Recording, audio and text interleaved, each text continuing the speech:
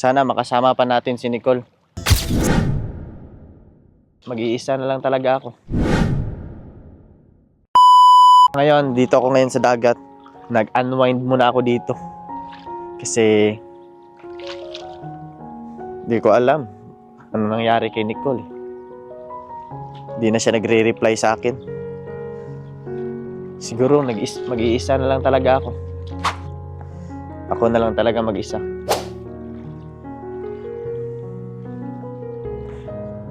Ganun naman talaga yung buhay.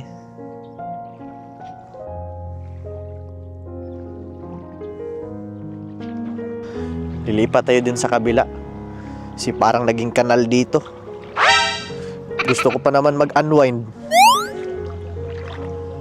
Pero baka mauwi to sa unprint. Punta sana kami ni Nicole dito kaso di siya nag-reply sa akin eh. Iinis ako. Sin siya ng sin. Hindi nagre-reply. Ano kaya nangyari? Ko alam kung saan siya pumunta. O baka tinuluyan na niya ako. Joke lang. Miss ko na si Nicole kaso di siya nag-reply sa akin eh. Ano kaya to? Parang may butas na ano eh. Butas na bato. Hindi ko alam kung saan si Nicole ngayon. Nag-chat ako sa kanya tapos di ako nire-replyan. Sinisin lang niya. What?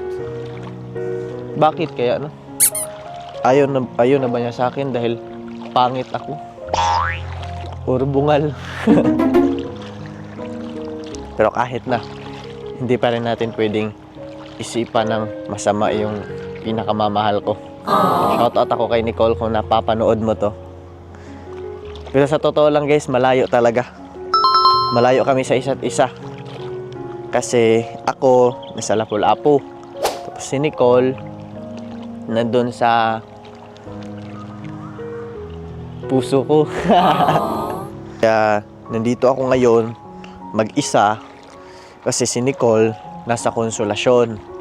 Malayo kami sa isa't isa. At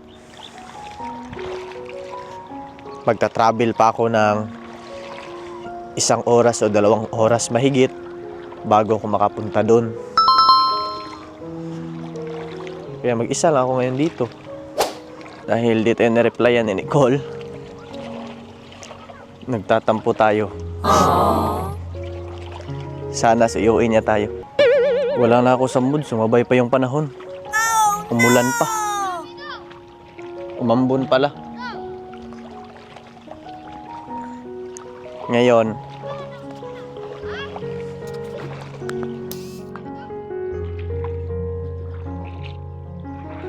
saan kung nakikita mo to, Nicole, mahal ko. Sana isin mo na sana replyan mo na ako. Dahil hindi madali ang mag-isip. Palagi kong iniisip na kung bakit hindi mo ko nire-replyan. Kaya di na lang ako pumunta dyan. Kasi useless yung pagpunta ko kung di mo naman ako replyan. Kaya nanawagan ako kay Nicole.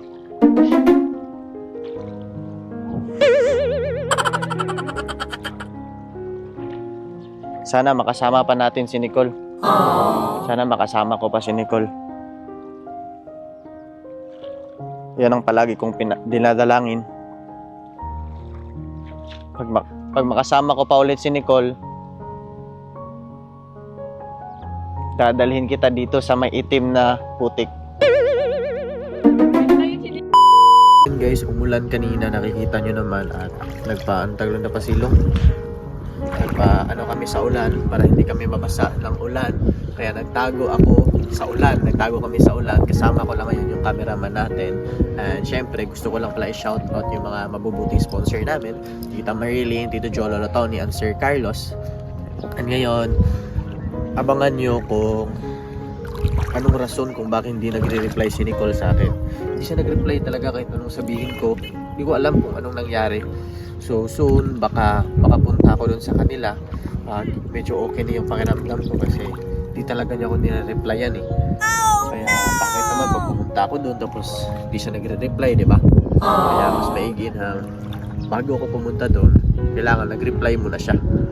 Kaya kung gusto niyo mapanood, kung gusto niyo subaybayan yung videos namin, don't forget to click like, comment, and share, and subscribe, and hit the notification bell para always kang updated sa mga panibagong uploads namin.